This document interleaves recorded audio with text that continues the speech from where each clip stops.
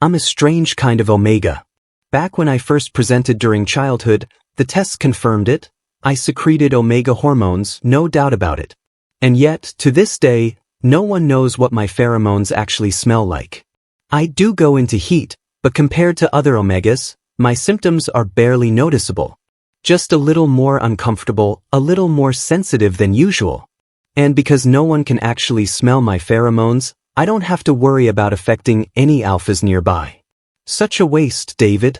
Like this, you're even less useful than an ordinary beta. At least betas are emotionally stable, unaffected by pheromones, and qualified for many types of work. But someone like me? Too omega to ignore the effects of heat, yet too beta-like to draw any alpha's attention. Too sensitive to alpha pheromones to function like a true beta, yet too invisible as an omega to fulfill the role expected of me. Good thing I've always had a decent attitude about it. I never felt especially sorry for myself. That is, until the start of the new semester. When my parents' job transfers forced us to move. When I found myself living in a new home, in a new neighborhood. And when I met that elf. Welcome to History Channel. Subscribe to follow all our latest adventures. Story begins. The boy next door is an alpha. Heard his pheromones mess with his head and make him real short-tempered, Mom said the night before the new semester started. So don't go picking fights with him, okay? I know. I'd always been a background character in my old class. I didn't expect anything to change just because I moved to a new place. But the next morning, right as I stepped out the door, the gate of the house across the street creaked open. The guy walking out was tall and lean. His uniform was worn sloppily, with an earring glinting on one ear. His face was sharp, handsome, sure, but his expression was pure trouble. Annoyance and defiance practically rolled off him in waves. He looked like someone who'd punch you just for saying hi. But credit where it's due, he was good-looking. Really good-looking.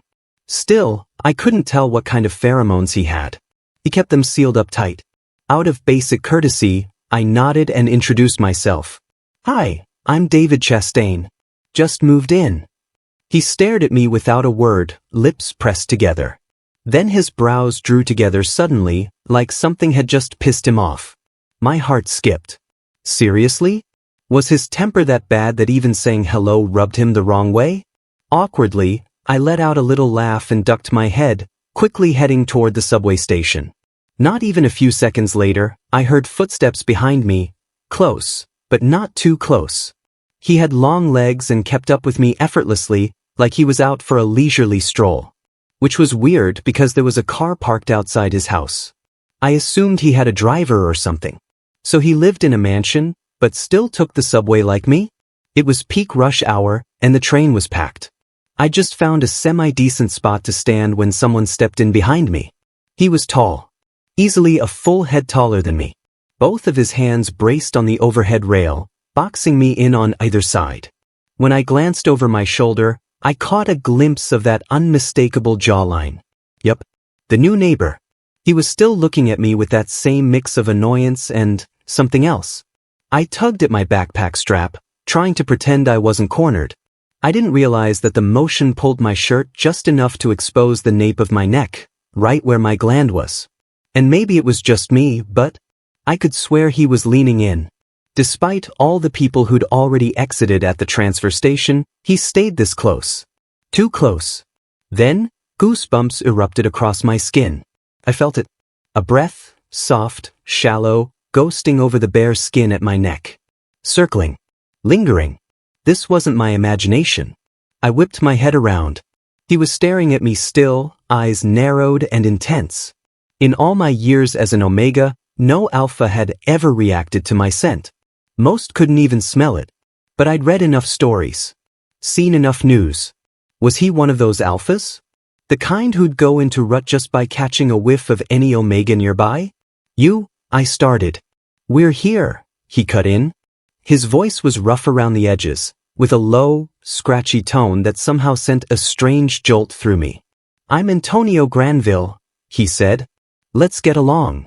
And just like that, I was left standing there, unsure if I'd just misunderstood everything.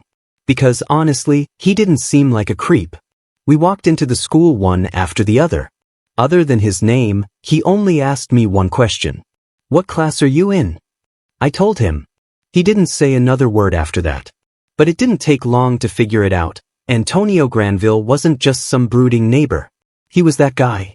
The kind who walks down the hall and everyone makes way. People greeted him left and right, and he didn't respond to a single one. That made me even more convinced. I was totally imagining things back on the train. There's no way a guy like that would be some feral, touchy alpha. After reporting to the teacher and picking up my new uniform, I was brought to class just before lesson started. I'm David Chastain. I introduced myself. I spotted him instantly, back row, corner seat. Great. We were classmates. The teacher gave me a seat assignment, and as soon as I sat down, my desk mate leaned over, curious. You're an Omega, right? Yeah. Me too. They blinked playfully. What does your scent smell like? It's kind of a common way for Omegas to bond quickly. I don't actually know, I said. What do you mean? I tilted my head and released a small amount of pheromones. Can you smell anything? They blinked. Nothing. Wait, why are you so chill about letting your scent out? There are alphas in here. Because no one's ever been able to smell my scent. Not even once. I shrugged. So, doesn't matter. As soon as the words left my mouth, bang. A loud thud startled the whole room. I spun around in alarm and found Antonio Granville standing right in front of me, glaring. David Chastain? Why yeah. Switch seats. Ah.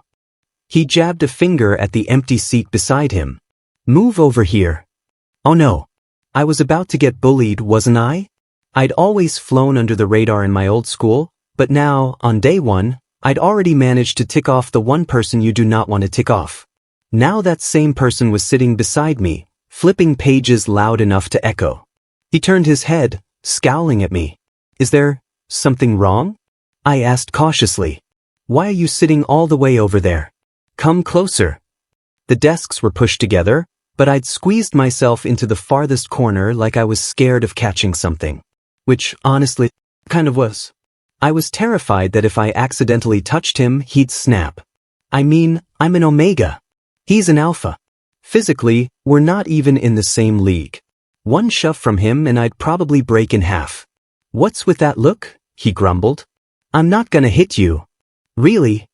I never lay a hand on Omegas. I can vouch for that, said the boy in front of us, turning around with a grin and purple hair. You're our boss's first Omega seatmate. Was that supposed to make me feel honored? Thanks to Antonio Granville's dramatic seating demand, I became instantly famous. For someone who'd spent most of their life invisible, it was disorienting. You really don't have any scent, huh? Purple hair sniffed hard. Are you sure you're not just a beta pretending to be Omega? That was rude, even if it was true. What are you sniffing for? You a dog. Antonio snapped. I blinked at him. So, not a school tyrant. More like a decent guy?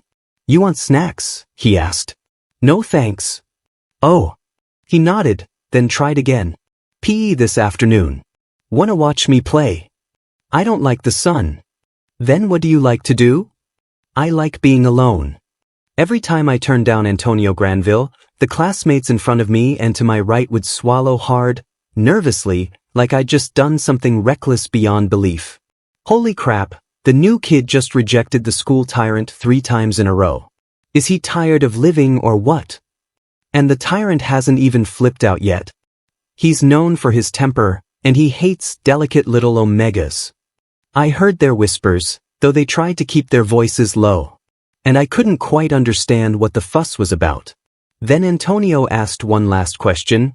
Wanna walk home together after school? Sure, I nodded.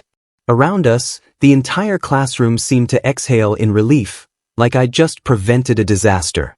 Phew, good thing he said yes this time.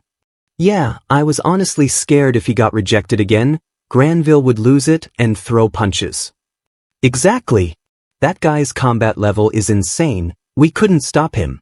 But if we don't try to stop him, it'd feel like we're bad classmates. I looked around at the whispering students and kind of wanted to tell them, I can hear you just fine, you know? Besides, I didn't think Antonio Granville was nearly as scary as they made him out to be. When I turned my head and caught the sharp lines of his profile, a strange thought crossed my mind. That thought peaked later, when Antonio not only helped me get lunch, but also handed me a freshly squeezed juice that normally required a 20-minute wait in line. I held back all day, but when we were almost home, I couldn't resist anymore. Antonio Granville. Do you want to be friends with me? He stared at me for a long time, genuinely surprised. There was weight in his gaze. Most people wouldn't be able to stand still under it. Even I had the urge to look away. But I didn't. I held my ground. Antonio's eyes lingered on the slim Omega standing in front of him. Pale skin. Wire-rimmed glasses. Head always tilted down. Quite unassuming. Compared to the bright and popular Omegas at school, I was like a star tucked behind the moon, dim, easily overlooked. Yes, he said at last. And no. I tilted my head in confusion. Antonio stepped closer. He stopped holding back his pheromones. And suddenly, teet. A wall of scorching fire crashed into me, making my cheeks burn. His scent hit like a storm.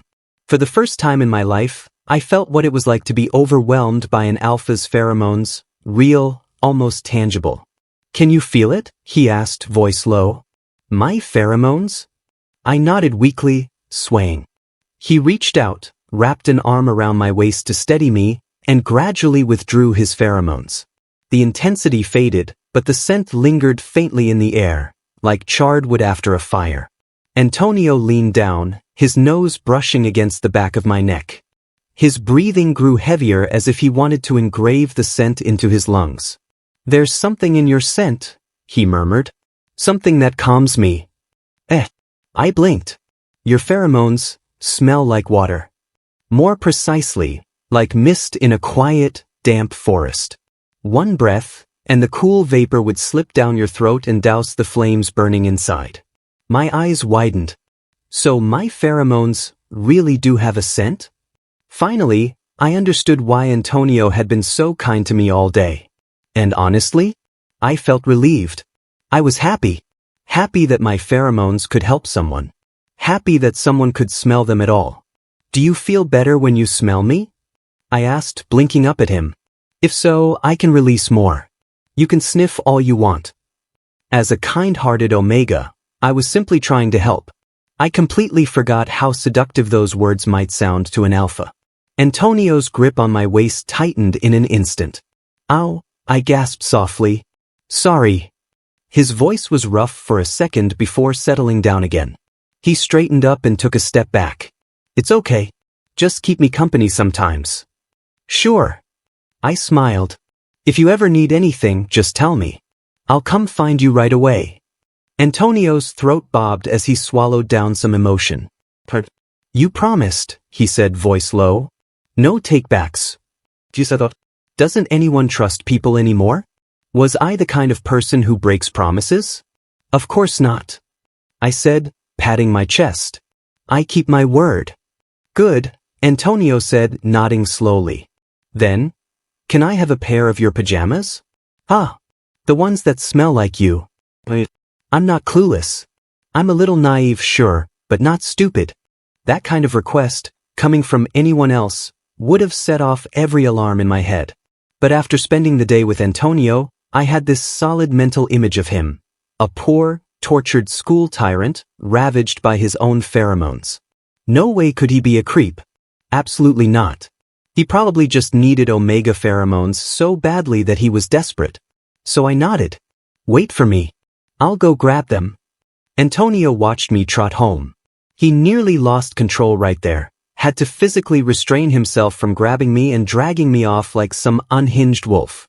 I came running back out, holding my favorite Winnie the Pooh pajamas.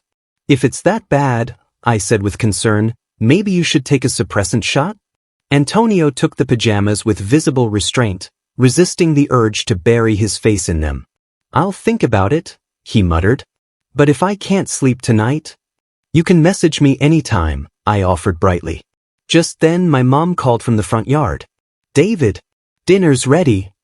Coming. I waved goodbye to Antonio. See you later. Antonio watched me go. He stood in place for a long time before finally turning to head inside. At dinner, Mom looked worried. "David," she said, "didn't I tell you to stay away from that alpha next door?" "Mom, he's not so bad," I started to say, already wanting to defend Antonio. She frowned deeply. "You don't know him like I do. You weren't around when it happened." "Happened?" "That boy, Antonio Granville, he destroyed another Omega's gland." I froze. In recent years, Omegas weren't as rare as they used to be. With shifting attitudes, even some alphas were pairing with betas. But still, gland destruction? That was a major crime. Enough to land someone in prison for life. Antonio's not that kind of person. "You've known him one day, David," she cut in. "One. You think that's enough to understand him?" She looked genuinely upset. His family pulled strings. That's the only reason he avoided punishment. But that poor Omega, their life is ruined. She reached across the table, voice quieter now. "David, even if your pheromones don't have a scent, you're still an Omega. And Antonio..." Her brows drew together again. "He hates Omegas the most. You're too fragile. If he turns on you, you won't stand a chance." She took a deep breath. "Promise me, from now on, stay away from Antonio Granville." "Okay." I didn't want to fight with my mom, so I nodded reluctantly. But deep down, I still didn't believe Antonio Granville was the kind of guy who would deliberately ruin an Omega's gland. The next morning, as soon as I stepped outside, I saw him already waiting at the gate. I paused in surprise. My mother's warning from the night before flashed in my mind, and I awkwardly lowered my gaze. "What's wrong?" Antonio caught on immediately, his voice sharp. "Nothing," I shook my head. We walked to the subway together again, same as yesterday. But today, he stood even closer. Inside that little space he'd naturally formed around me, my nose kept brushing against his uniform. "You're cold," Antonio murmured, tipping his chin just enough to rest lightly against the top of my head. Like a dragon guarding its treasure, curling his wings tightly to hide it from the world. "You're hot," I said with a quiet laugh. "Good. We balance each other out." Because no one had ever been able to smell my scent before, I was never good at suppressing it. Occasionally, a thread of pheromone would escape without me noticing. Antonio inhaled every bit of it during the ride, half tormented, half blissful. He tried to hold back. He failed.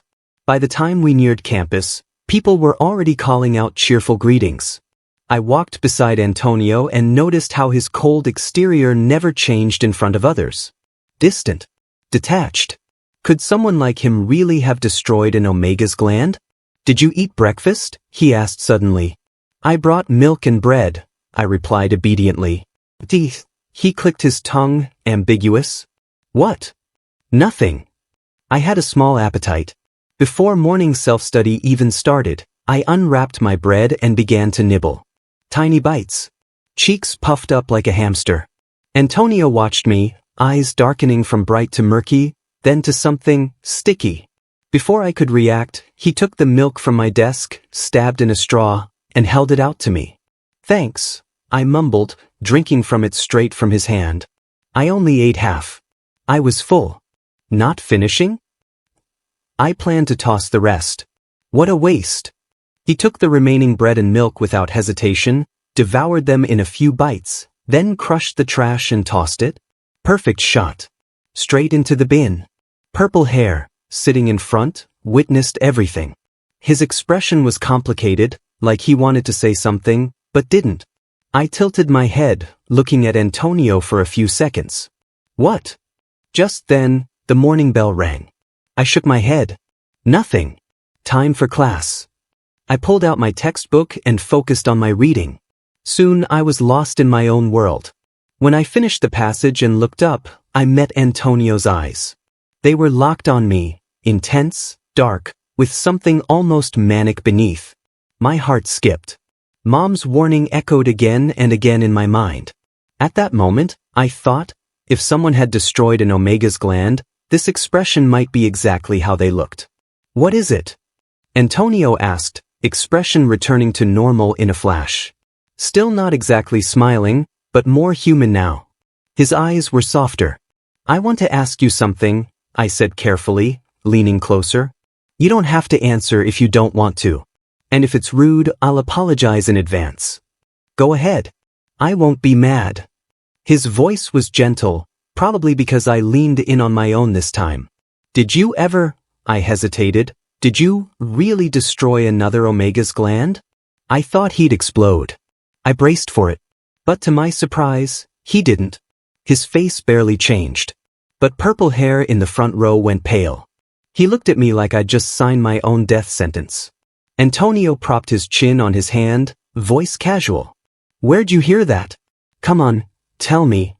I lowered my head. I don't know the details, just someone said. And you believe them?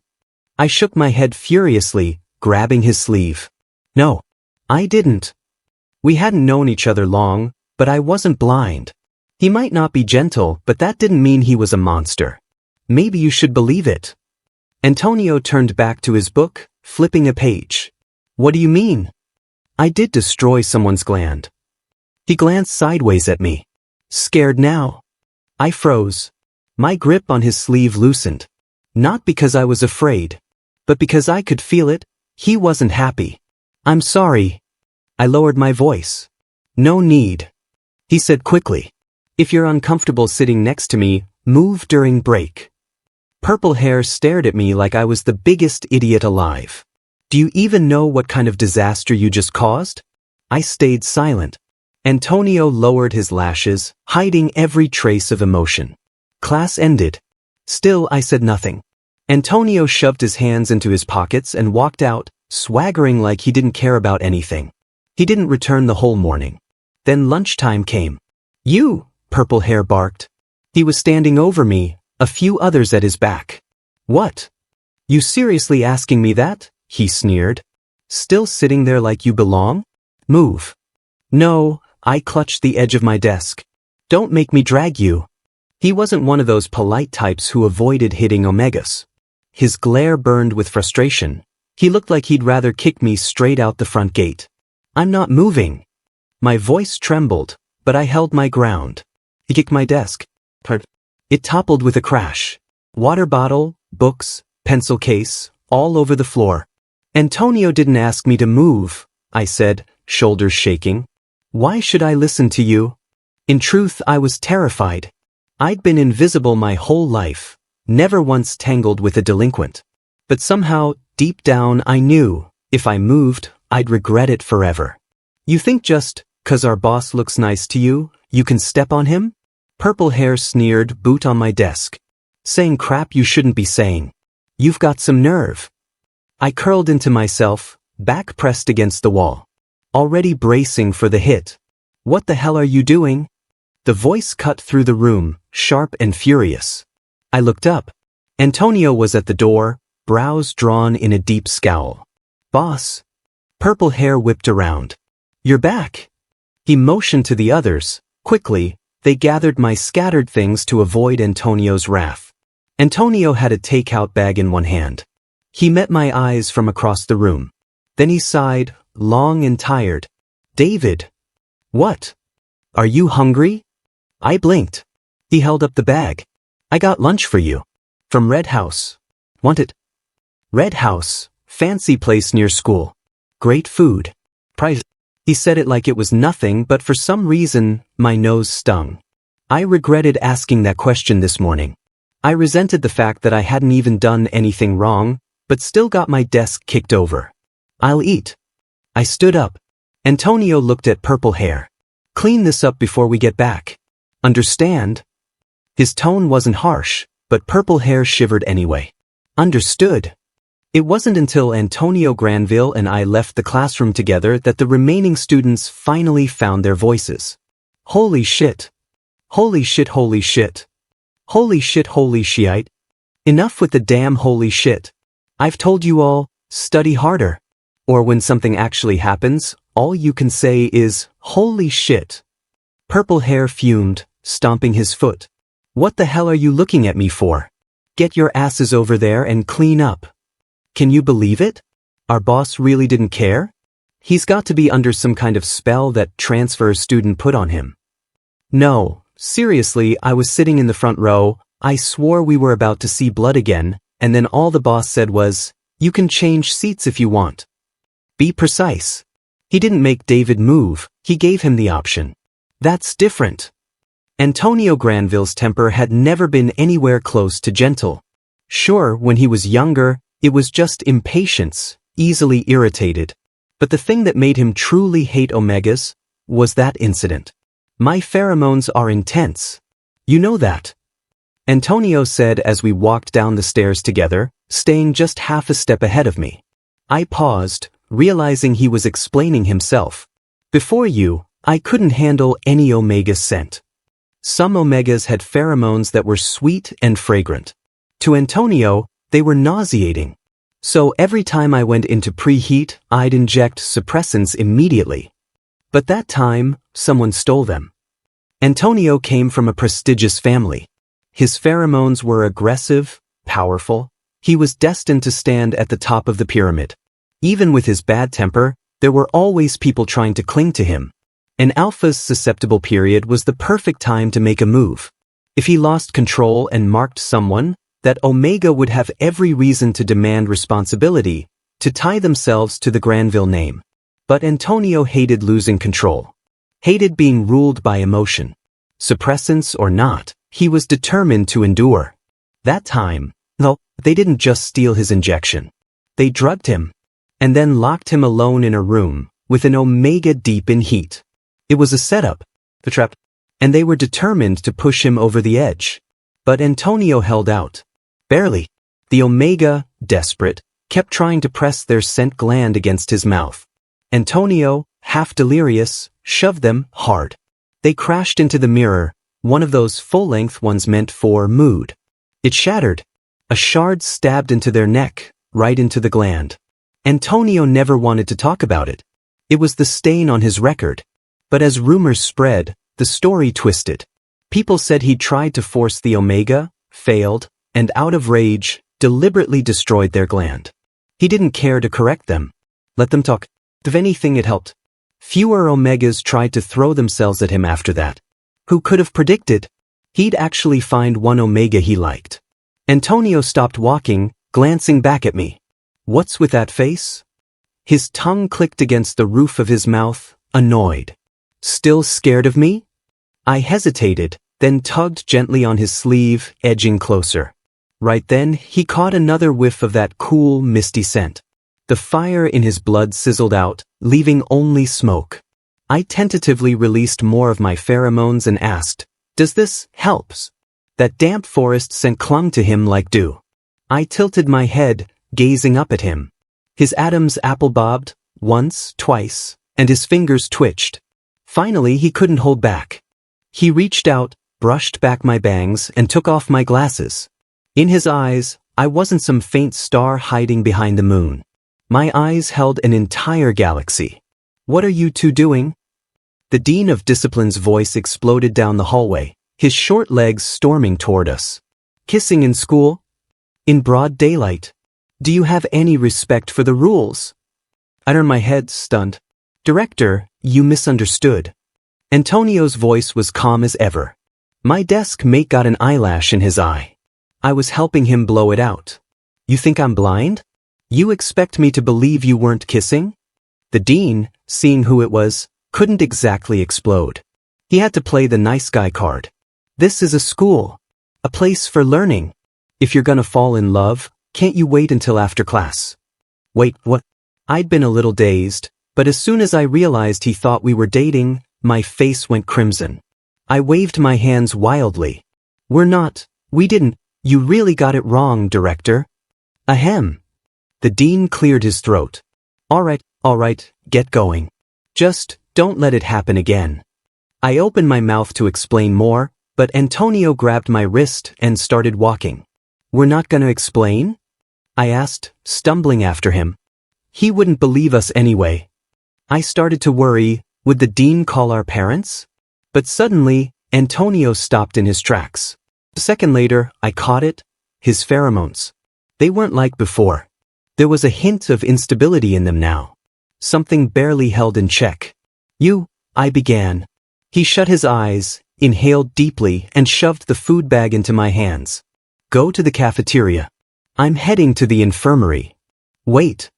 But he was already gone. At the infirmary, the doctor gave him a suppressant shot. What happened? You've always had great control. Antonio had always been almost obsessively precise with his pheromone control. Unless it was a true susceptible period, even a heat-driven omega didn't faze him. Been emotional lately, Antonio muttered. All it took were a few whiffs of David Chastain's scent, and his supposedly unshakable discipline had begun to unravel. He had a feeling. The next time his susceptibility hit, he was not going to be okay. When he came back, I had already finished lunch. My books, which had fallen earlier, were dusty. A little bit of a clean freak, I used a wet wipe to carefully scrub each smudge. Antonio walked over, swapped our textbooks without asking. Use mine from now on. They were still pristine. Brand new. Barely touched. You okay? I asked, frowning with concern. Yeah. He rubbed his temples. Didn't sleep well last night. I'll nap a bit. My pajamas didn't help? I asked. Too much, he muttered. Kept me up. What? Nothing. He shut his eyes.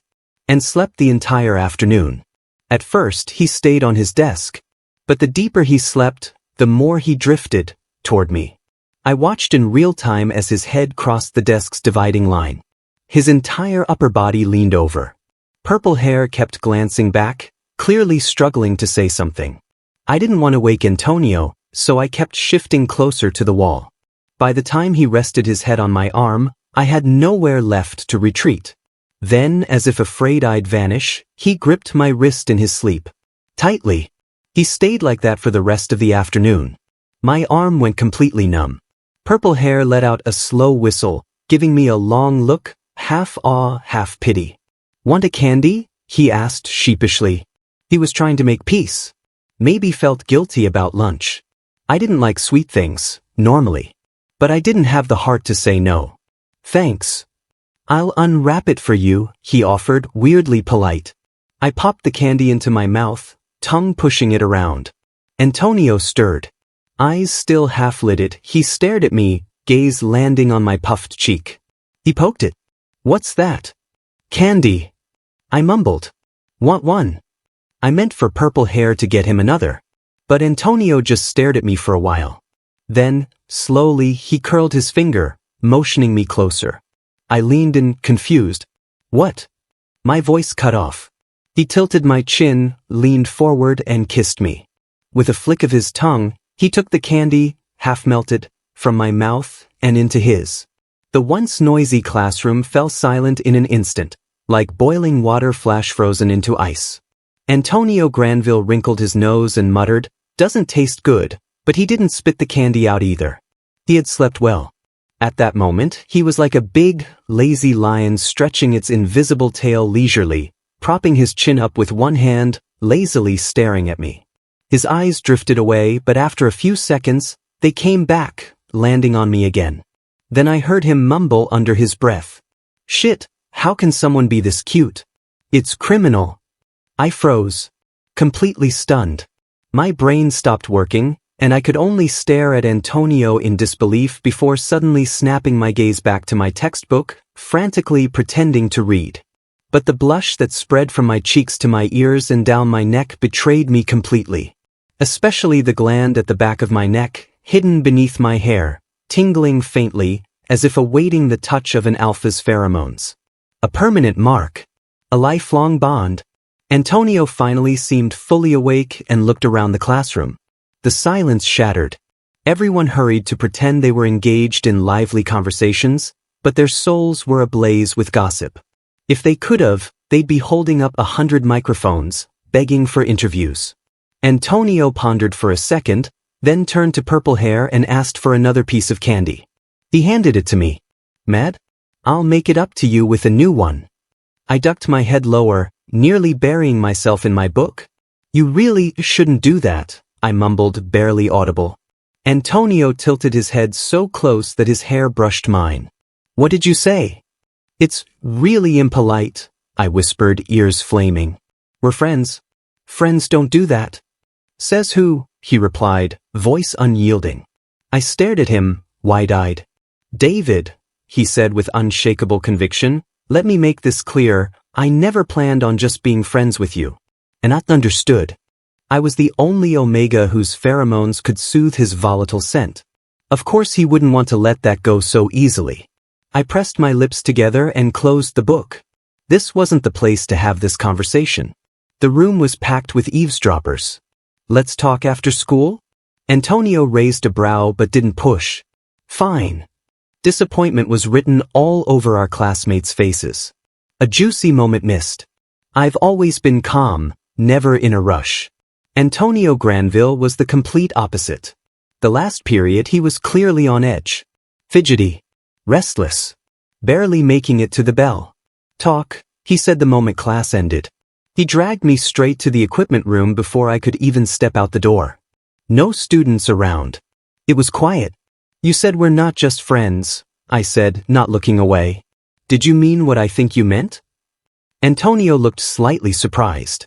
Like he hadn't expected me to be so direct. Yeah, he said, then added shamelessly, let's take it step by step, friends, then boyfriends, and eventually. Are you only saying this because you can tolerate my pheromones? I interrupted, hesitant. You don't have to. My tone softened, tinted with sympathy. I never thought of myself as pitiful, even though I'd been treated that way all my life. Just because my pheromones had no scent didn't mean my life was less. But Antonio, a powerful alpha cursed with an overpowering scent he couldn't escape. He was a little pitiful, constantly tormented by his own nature, robbed of peace. So I understood why I might feel important to him. What's that supposed to mean? He frowned. You think I'm not good enough for you? I think I'm not good enough for you, I said quietly. That's the exact line Omegas give alphas in every melodrama ever. I'm serious. I smiled bitterly. I'm really glad I can help you. And I promise, anytime you need comfort, I'll be there. But you shouldn't have to bet your feelings on that. Antonio Granville, I thought, was just confused. The gap between us was obvious to anyone. He was born to stand at the top. I was just ordinary. There'd never been any shining moments in my life. Probably never would be. He should be with someone who matched him. A dazzling Omega whose pheromones aligned with his. Someone born to be his equal. Not someone like me. I knew where I stood. Antonio didn't say anything for a long moment. The sky darkened. I couldn't see his face clearly anymore. It's getting late, I said softly. Let's go home. Really, you don't need to worry, I added. If I make a promise, I'll keep it. I'll always be there for you. Do you even understand what that means? He asked finally. I scratched my cheek. It's not a big deal. Then I smiled, a little embarrassed. You're my first friend. You deserve it. Antonio huffed a laugh. You dumbass. A few days of knowing each other and I already saw him as a friend? Should he call me naive or just hopelessly innocent? But he didn't push the subject. He walked over, slung my bag over his shoulder. Let's go, friend. Friend was all I wanted. He'd be that. You don't have to carry my bag. I can. You're so short because your heavy bag stunted your growth. I'm helping you. We just agreed to be friends. You don't insult your friends. Are you mad? I don't get mad. I really didn't. After that conversation, I thought Antonio had finally let it go. I didn't carry any guilt. To me, it was simple. He needed my pheromones. I needed a friend. Mutual help. Perfect balance. And then people started to notice. Antonio's temper got better. He didn't explode anymore. Even when someone pushed his buttons, if I was around, he calmed down fast. His little crew, led by Purple Hair, started calling me boss's wife. No joke, they treated me with reverence. I tried to explain we were just friends. Yep, Purple Hair said with a wink. If the boss's wife says so, then it must be true. They didn't believe a word of it. Mom was worried at first. That incident with the Omega's glands still lingered in her mind. But I talked about Antonio nonstop. All the good things, the real things. I told her the truth. Now, when Antonio came over, she wasn't exactly warm. But she'd at least prepare a fruit platter. He was a guest now, not a threat. Monday came again. Antonio waited at my door for ages and, seeing no sign of me, eventually knocked. "David didn't tell you?" my mom said, opening the door. "He's in heat. I've already informed the school." Even standing at the threshold, Antonio could smell it. My scent. No suppressant patch could fully cover it. His throat tightened instantly. He dipped his head quickly. "Then I won't bother him. I'll visit in a few days." "Don't worry too much," she added, her voice softer now. "David's heats aren't too intense. He gets through them okay." Antonio nodded, watching the door close in front of him. His brain told him to walk away. Go to school.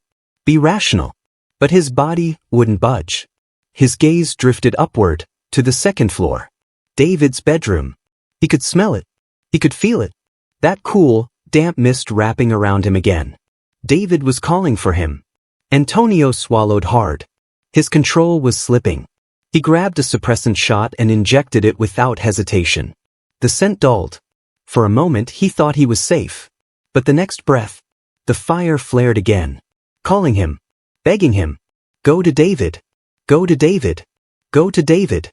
Antonio pressed a hand over his face, breath unsteady. And then his body moved. Kick, smooth practice. He scaled the side of the house, using architectural ledges to reach the second floor.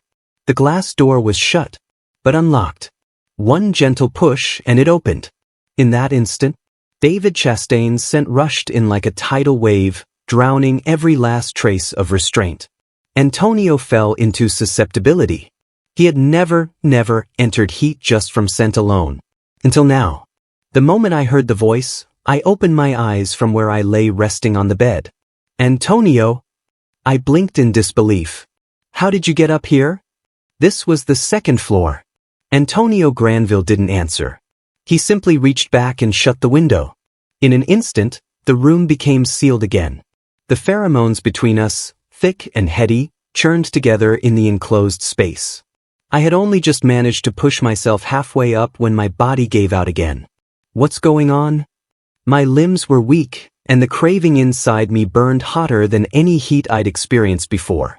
Even moving a single finger made me feel like I was drenched. The gland at my neck pulsed with unbearable heat, dragging my body toward Antonio instinctively. His breathing was harsh. The moment I reached out to him, he lost the last thread of control. Like a wild animal, he lunged. I collapsed into his arms, so overwhelmed I nearly cried. "It hurts, it's too much, it feels awful," I choked, trembling. Antonio held me tightly, burying his face in the crook of my neck, breathing deeply, his tongue trailing over the feverish gland at my nape. I tilted my head back unconsciously. It was a pose that begged for a mark. "David, what are you? Stop right now." The door slammed open. My mother's voice rang out, sharp with panic the moment she saw the scene in front of her. The smell in the room was so dense it was dizzying. Antonio was beyond rational thought. The only thing he registered was an intruder. In a flash, he pulled me closer into his chest, guarding me like a wolf protecting its mate. And when he sensed my mother trying to separate us, he lifted me straight into his arms and bolted for the balcony. "Honey! Stop him!" my mother screamed. Downstairs, my father had just returned. The moment he looked up and saw Antonio carrying me out the window like he was abducting me, he didn't hesitate. He intercepted us with force. After a chaotic struggle, Antonio was taken back home and isolated. The doctor gave him the strongest suppressant available, temporarily suppressing everything. Without his scent clouding the air, I slowly calmed down. It still hurt, but at least I could think straight again. What the hell happened? My mom had no idea Antonio could smell my pheromones. She thought he just had another one of his infamous breakdowns. Despite my discomfort, I explained, just barely. My parents exchanged looks. Then silently looked away. Whatever needed to be said could wait until this heat was over. Since nothing like this had ever happened before, both Antonio and I took a week off from school. Eventually the episode passed. But that emptiness, that unfulfilled instinct, That craving for a mark. It stayed with me. I was sure it stayed with Antonio too. Like dry tinder waiting for a spark. It wouldn't take much to set it all ablaze again. Antonio started looking at me differently. Not that he hadn't before. But now he didn't bother hiding it. Stop staring. I snapped, flustered. I covered my gland with a hand and looked away. If you don't want me to look, he said lazily, leaning over his desk, then cover it better. How? I protested. It's the middle of summer, you want me to wear a scarf? Fine. I'll control myself. He said that, but his eyes clung to my neck like vines. I even saw him swallow. His possessiveness was growing stronger. It reached the point where he'd get annoyed if purple hair even spoke 2 sentences to me. I suspected it was the result of that interrupted mark. The tension hadn't been resolved. The craving hadn't gone away. It made Antonio more irritable. His susceptible phase might return sooner than expected. Logically, I should have told him to go find another Omega. Someone better suited to help him. I couldn't bring myself to say it. At first, I was neutral. But after all this time, I was biased. How could I not fall for Antonio Granville? He was brilliant, dazzling, magnetic. I found myself drawn to him like a sunflower toward the sun. I never really thought of myself as an Omega. But in front of him, I did. Antonio? It's nothing. I was the one who'd said we weren't a match. That we were just friends. If I tried to change the terms now, wouldn't I look shameless? David, Antonio said seriously, are you sure it's nothing? He leaned closer. I'll give you one chance to take it back. I hesitated. Give me a second to gather my thoughts. Maybe draft something first. He chuckled. Low and amused. All right, 2 hours. That enough? Just enough time before school ended. I nodded. He actually started working on a draft. I didn't doubt for a second that if I asked to change our relationship, he'd agree immediately. But deep down, I couldn't stop wondering. Would it be because he truly liked me? Or just because our pheromones happened to match? I wasn't usually this insecure. But with Antonio, it was hard not to overthink. After school. Same place. Same people. Antonio shut the equipment room door behind him, arms crossed. Did you finish your draft? Sort of. Then go ahead. I took a deep breath.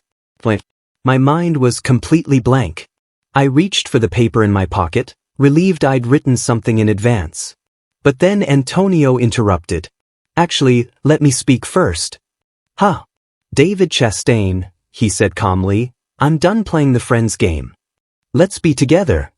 With marriage in mind. What? You're worried, right? That this is just heat. Just my instincts. Just your pheromones. Well, we've been together long enough. Have you figured out what's in my heart yet? You can't just ask that. I snapped, cheeks burning. I'm not a mind reader. What about this? He grabbed my hand and pressed it to his chest. Warm skin. A heart pounding out of control. He wasn't as composed as he looked. Antonio Granville, flawless and fierce, was nervous. Then my voice faltered. In the end, I shoved the folded paper at him. Just read this. Think of it as my love letter. Tried to bolt, but the door was blocked. Antonio grabbed my waist with one arm, the paper with the other. He read it in seconds. Well written. No wonder you won first place in that state essay contest. He laughed. Now, can I hear you read it out loud? No way. Okay. He nodded, smirking. Then what about my question? Have you decided? His smile faded just slightly. I was too busy flailing to notice the grip on my waist tightening. Then I smelled it. His pheromones. Bleeding into the air. Okay, I've decided. I shouted, panicked. Yes. I'll be with you. Good boy. He bent down and pressed a gentle kiss to my neck. Then, my dear David, I think I just entered susceptibility again. Would you like to be marked? This time, I don't think anyone will interrupt us. The end. Thanks for stopping by. Subscribe and hit the notification bell so you don't miss out on any new videos.